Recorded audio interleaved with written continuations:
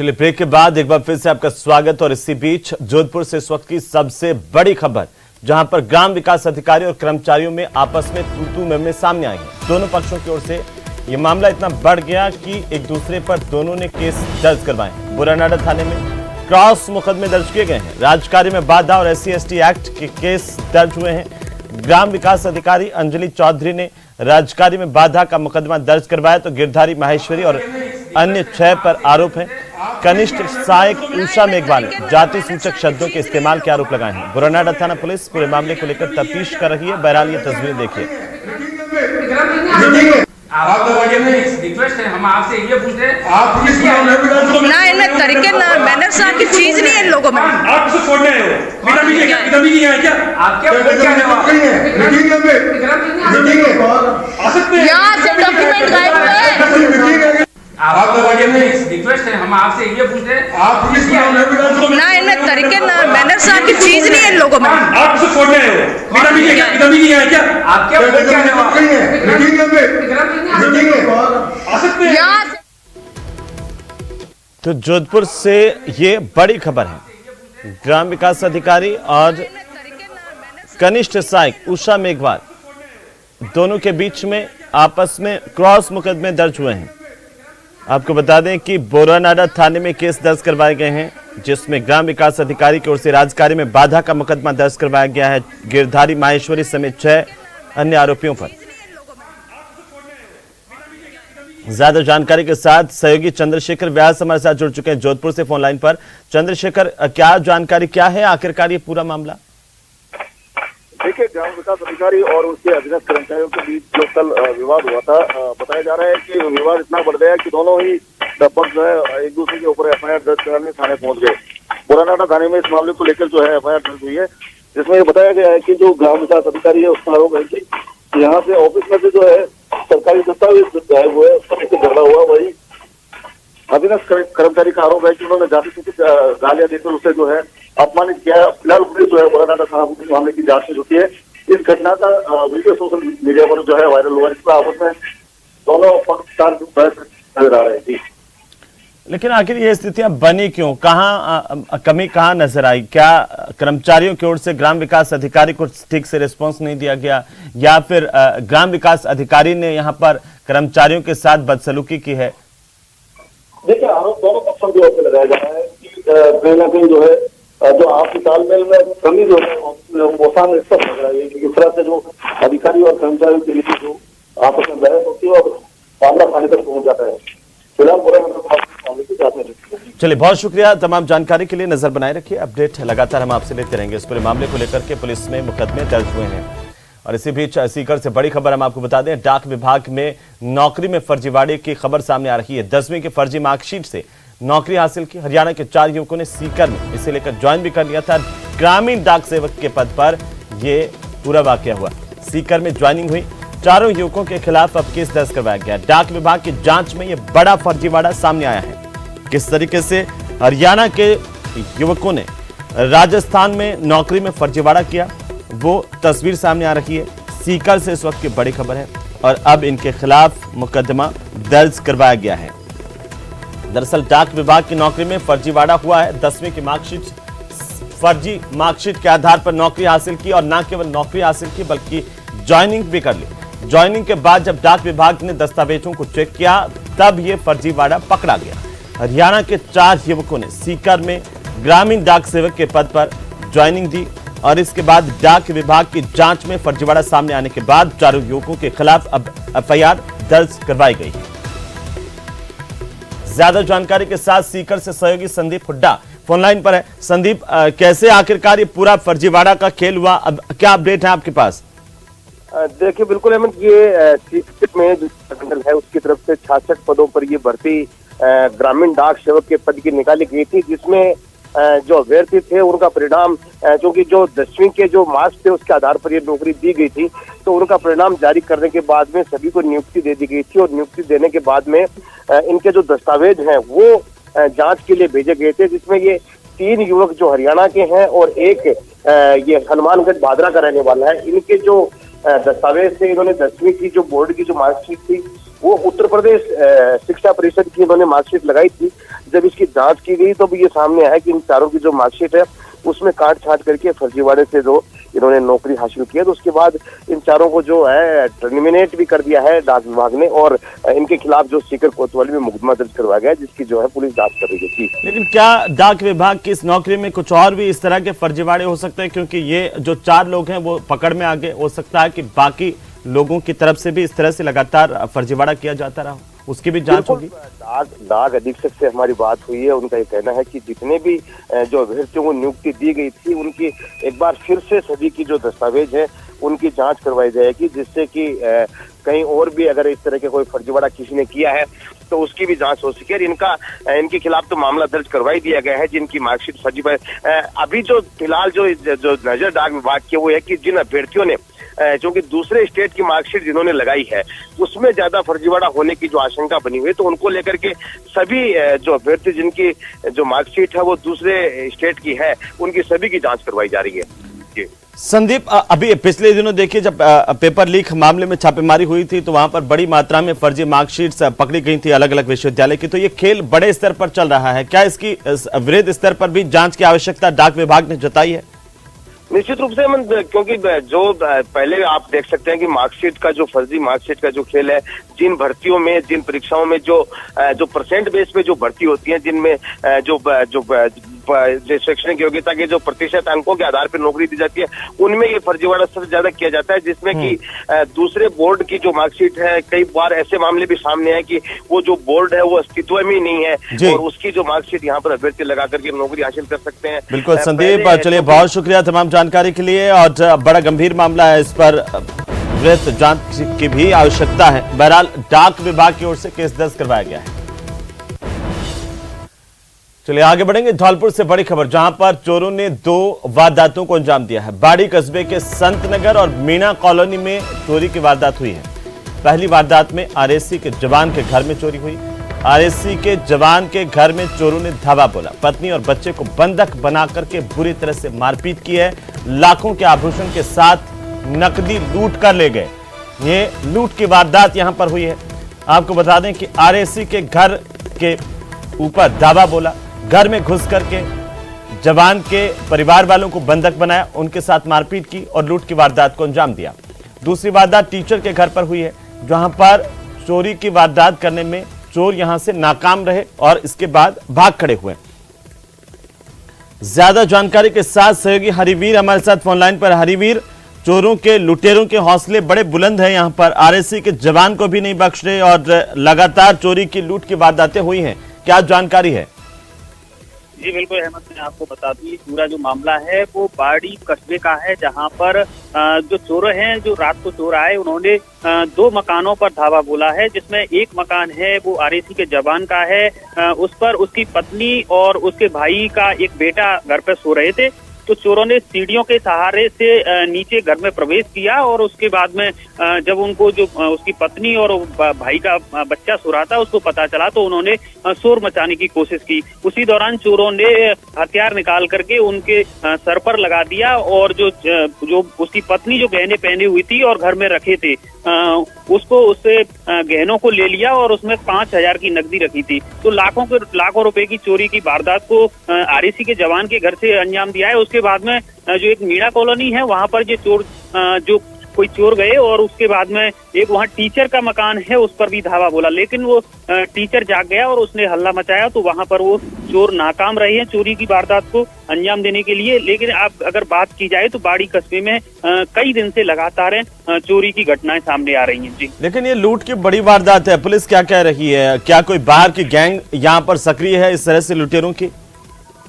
जी बिल्कुल, जब पुलिस से बात हुई तो पुलिस मौके पर पहुंची है और घटना स्थल का मौका मुआयना किया है और चोरों की तलाश शुरू कर दी है। पूरे मामले को लेकर जो पुलिस है वो जानकारी जुटा रही है। जी, जब पूरा का पूरा वाकया हुआ, इस तरह से मारपीट भी हुई है, आरएससी के जवान के घर पर लूट की बड़ी वारदात भी हुई है, क्या आसपास के लोगों को इस बात की भनक नहीं लगी? जी बिल्कुल, मैं आपको बता दूं, जो मकान है वो एक कॉलोनी है, तो वहां पर अभी ज्यादातर मकान नहीं बने हैं और जो चोर हैं वो सीढ़ियों के सहारे जो मकान में प्रवेश किया था, तो सभी लोग सो रहे थे। रात करीब 1 बजे की ये घटना बताई जा रही है। तो जो आसपास के जो लोग थे, जो पड़ोसी थे, उनको पता नहीं चल सका और चोर जो घटना है उसको अंजाम देकर चलिए, बहुत शुक्रिया हरिवीर तमाम जानकारी के लिए। तो लूट की एक बड़ी वारदात यहां पर अंजाम लुटेरों ने दी है। पुलिस मामले में तफ्तीश कर रही है। चलिए आगे बढ़ेंगे। अब बात कोटा की, जहां पर पानी गर्म करते समय परिजनों की जरा सी लापरवाही मासूमों पर भारी पड़ गई। चूल्हे पर गर्म पानी करते समय 2 मासूम झुलसे हैं। अलग अलग घटनाएं हैं जिन्हें इलाज के लिए कोटा के MBS अस्पताल के बर्न वार्ड में भर्ती करवाया गया। दोनों मामले अलग अलग थाना इलाकों के। पहला मामला बुढ़ादी थाना इलाके के मदनपुरा गांव का, जहां पर 3 साल का मासूम किंशु गर्म पानी से बुरी तरह से झुलस गया। वहीं शाहबाद कस्बे के गांव में 2.5 साल का मासूम रितेश भी गर्म पानी से झुलसा है और फिलहाल दोनों का MBS की बर्न वार्ड में इलाज चल रहा है। पानी गर्म हो रहे जो ना, चूल्हा बदल रहे जो जी, अटस खेलती खेलती गिरे जी, पड़ गई जी, पानी डुल गई पग पर। इकलौती बेटी आपकी? बच्चा जी, ये चूल्हे के पास में बैठा था, एकदम से गिर गया और उसमें गर्म पानी करने के लिए रखा था ना, वो ऊपर से और गिर गया। अब कहाँ है बच्चा? ये चेहरे पे और दोनों हाथ में और पैर के घुटनों में। तो चलिए अब बात कोटपुतली की, जहां पर प्रशासन की ओर से की जा रही तोड़फोड़ का मामला अब गरमाने लगा है। 2 दिन पहले आजाद चौक पर की गई तोड़फोड़ के विरोध में पीड़ित व्यापारी ने अपने परिवार के साथ कल शाम को धरने पर बैठकर प्रदर्शन किया। इस दौरान प्रशासन खाली करवाई गई जगह पर बिजली का पोल लगाने पहुंचा, तो यहां पर विरोध जताया गया। रात भर व्यापारी परिवार धरने पर बैठा रहा। इसके बाद आज सुबह प्रशासन भारी पुलिस जाब्ते के साथ मौके पर पहुंचा। धरने पर बैठे परिवार को जबरन उठा दिया, हिरासत में लेकर पुलिस थाने भिजवाया गया है। आपको बता दें कि प्रशासन की ओर से जो तोड़फोड़ की जा रही है अतिक्रमणियों के खिलाफ, उसके बाद अब विरोध भी लगातार सामने आ रहा है। 2 दिन पहले आजाद चौक पर तोड़फोड़ की गई थी और दरअसल ये तोड़फोड़ इसलिए की गई थी क्योंकि यहाँ पर अवैध अतिक्रमण कर रखा था। लंबे समय से अवैध अतिक्रमण के ऊपर पीला पंजा चला, उस कार्रवाई की गई और इसके बाद कुछ लोगों की तरफ से इस पर विरोध भी जताया जा रहा है। तो चलिए आगे बढ़ेंगे और इसी बीच अब बड़ी खबर हम आपको बता दें, गणतंत्र दिवस समारोह पर MHA ने वीरता पुरस्कारों की घोषणा कर दी है।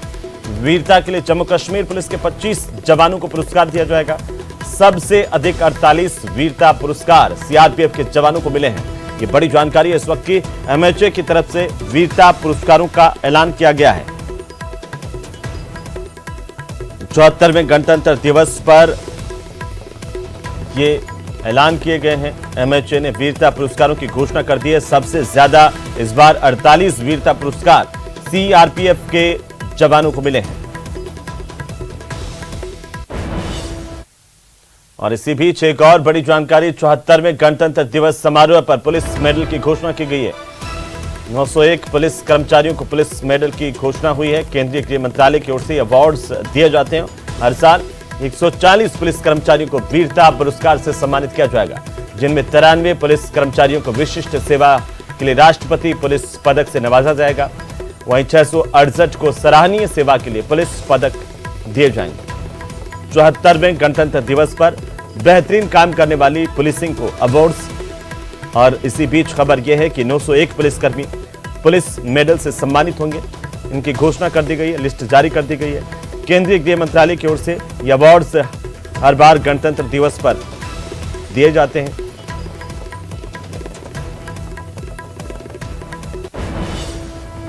चलिए आगे बढ़ेंगे। अजमेर के ख्वाजा गरीब नवाज की दरगाह से खबर है, जहां पर 811वां उर्स और प्रधानमंत्री मोदी और मुख्यमंत्री अशोक गहलोत की ओर से आज चादर पेश होगी। गरीब नवाज की बारगाह में ख्वाजा मोइनुद्दीन हसन चिश्ती का 811वां उर्स परवान पर है। पीएम मोदी की ओर से आज चादर पेश की जाएगी। प्रधानमंत्री की ओर से खुद ट्वीट करते हुए इस बात की जानकारी दी गई। वहीं दोपहर को 3 बजे मुख्यमंत्री अशोक गहलोत की ओर से भी आज चादर दरगाह में पेश होगी। देश में अमन चैन की दुआ मांगी जाएगी। ख्वाजा की बारगाह में लगातार दुआओं का दौर चल रहा है और इसी बीच 2 अलग अलग तस्वीरें देखिए। ख्वाजा के दर पर प्रधानमंत्री की चादर आज पहुंचेगी, तो साथ ही साथ मुख्यमंत्री अशोक गहलोत की चादर भी आज 3 बजे बाद पेश की जाएंगी ख्वाजा के शान में। और लगातार उर्स परवान पर है। देश भर से, विदेशों से भी जायरीन अजमेर पहुंच रहे हैं। तमाम व्यवस्थाएं मुकम्मल हैं और इसी बीच खबर यह है कि प्रधानमंत्री की तरफ से आज चादर ख्वाजा की बारगाह में पेश होगी।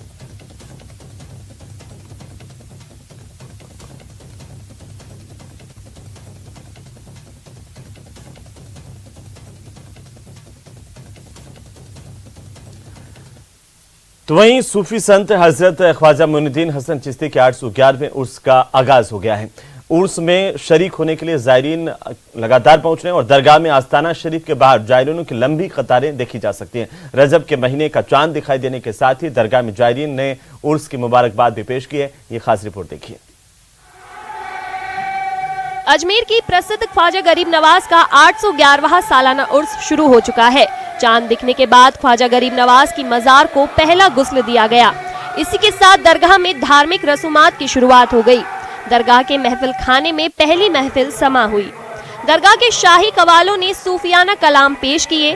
दरगाह दीवान की सदारत में हुई इस महफिल में अकीदतमंदों ने काफी तादाद में शिरकत की। देर रात तक चली इस महफिल में अकीदतमंद बाअदब बैठे रहे। गुस्ल के वक्त दरगाह दीवान सैयद जैनुल आबिदीन अली खान पूरी हिफाजत के साथ आस्ताने ख्वाजा गरीब नवाज में गुस्ल की रस्म अदा करते जन्नती दरवाजे में दाखिल हुए। हाँ, चांद रात के अंदर आज पहली महफिल है। पहला मज़ार अक़दस को गुस्ल दिया गया है।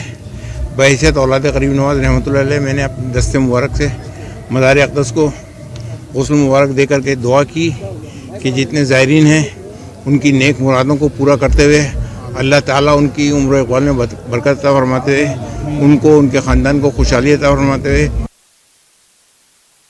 जन्नती दरवाजे पर मन्नती धागा बांधकर लोग अपनी मुरादों पर मुहर लगवाते हैं। ख्वाजा साहिब की मेहरबानी से उनकी झोलियां खुशियों से भर जाती है। यही वजह है कि हर कोई अपने हाथ में मन्नत का ये लाल धागा लिए जालियों पर बांधता नजर आता है। इस धागे को कई पीढ़ियों से अजमेर के अंदर कोट इलाके में रहने वाला एक परिवार अपने हाथों से बनाता है। इस परिवार को उर्स का भी बड़ी बेसब्री से इंतजार रहता है, क्योंकि उर्स में इस धागे की कमाई से उनका परिवार पलता है। घर का खर्च निकल जाता है। ये परिवार दिन रात एक कर इन धागों को तैयार करता है। पहले धागे लेकर उन्हें सुलझाया जाता है और इसके बाद इसे रंग कर सुखाया जाता है। सूखने के बाद फिर इन धागों को तोल के हिसाब से बेचा जाता है। तब कहीं जाकर इन्हें अपनी मजदूरी मिल पाती है। तो चलिए अब बात करेंगे सर्दी की। गिरता तापमान लोगों के लिए परेशानी का सबब बना हुआ। राजधानी जयपुर आज पूरी तरह से कोहरे के आगोश में लिपटा हुआ नजर आया। आज साल का सबसे ज्यादा घना कोहरा राजधानी में देखने को मिला है। गुलाबी नगरी पूरी तरह से कोहरे में रही। राजधानी के आसपास के इलाकों में कोहरे की वजह से विजिबिलिटी काफी कम रही और ये घट करके 10 मीटर तक आ गई। 2 सप्ताह पहले जब राजधानी जयपुर में कोहरा हुआ था तब विजिबिलिटी 50 मीटर तक थी, लेकिन आज सबसे प्रचंड कोहरा देखने को मिला और लगातार सर्दी में इजाफा भी देखने को मिला। लेकिन आज मावठ की वजह से मौसम में नमी भी आई है। कोहरे में काफी इजाफा हुआ। लाइट कोहरे के कारण प्रदेश भर में प्रदूषण में भी काफी इजाफा दर्ज किया गया है। राजधानी जयपुर पूरी तरह से कोहरे की जद में है। विजिबिलिटी लगातार गिरती जा रही है और 10 मीटर से भी कम आ गई है। इससे पहले जयपुर में अगर देखा जाए तो शीतलहर से पहले यहाँ पर 50 मीटर की विजिबिलिटी आई थी, लेकिन आज साल का सबसे ज़्यादा घना कोहरा है। मेरे पीछे का नज़ारा अगर आप देखेंगे तो आसपास के इलाके में ये समझ पाना बड़ा मुश्किल होगा कि किस तरह से यहाँ पर जो है क्या हालात हैं। राजधानी जयपुर के अंदर एयर क्वालिटी इंडेक्स की अगर हम बात करें तो वो 200 के करीब पहुंच चुका था और अजमेर, उदयपुर, कोटा जैसे शहरों में भी इंडेक्स में इजाफा हुआ। विजिबिलिटी बहुत ज़्यादा डाउन है। शहर के कई इलाकों में इस घने कोहरे की वजह से एक्सीडेंट होते होते बचे हैं। फिलहाल उम्मीद की जानी चाहिए कि जो एहतियात बरतने के लिए मौसम विभाग ने, प्रदूषण कंट्रोल बोर्ड ने और स्वास्थ्य विभाग ने कहा है, उनका ध्यान रखा जाएगा, क्योंकि आप देखिए कि ये स्थिति अभी शुरू हुई है। आने वाले 2-3 दिन ऐसा बताया जा रहा है कि जब तक पश्चिमी विक्षोभ का असर रहेगा यही स्थिति बनी रहेगी। अरबाज अहमद, न्यूज़ 18 के लिए जयपुर से। तो चलिए इसी के साथ ही इस बुलेटिन में फिलहाल इतना ही। आप देखते रहिए न्यूज़ 18 राजस्थान।